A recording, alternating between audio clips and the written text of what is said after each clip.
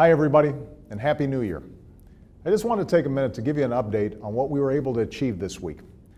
In the face of looming deadlines that would have taken a big chunk out of everyone's bottom line, you know my top priority has been preventing a tax hike that would have hit 98% of all Americans in 2013.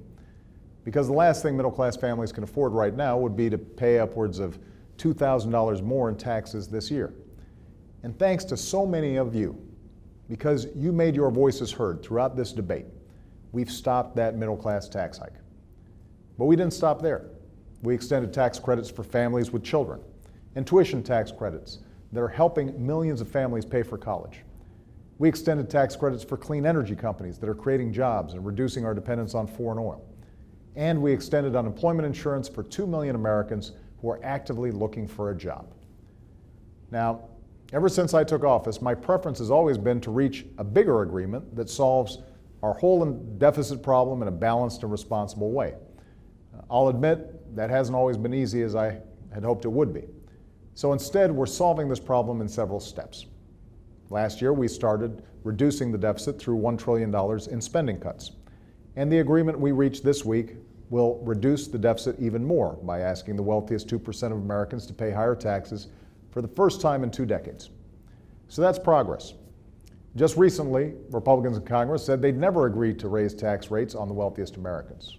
We've now raised those rates permanently, making our tax code more progressive than it's been in decades.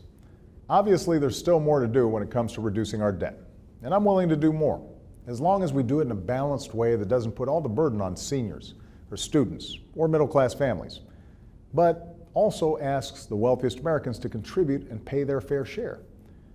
Once we get this done, we can get to work on the issues that will determine whether America prospers, not just in the next 4 years, but for the next 40 years.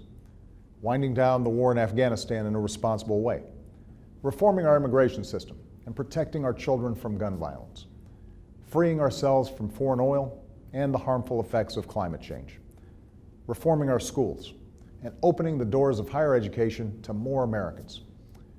In other words, making sure this country remains a place where you can make it if you try.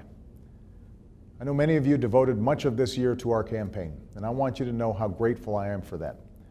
But I hope you stay involved, because just like 4 years ago, winning an election won't bring about the change we seek on its own. It only gives us the chance to make that change. What we fought for in 2012, we've got to fight just as hard for in 2013. So when I take the oath of office this month, I'll be as determined as ever, and I'm glad I've got you by my side. Thanks, everybody. Have a great new year.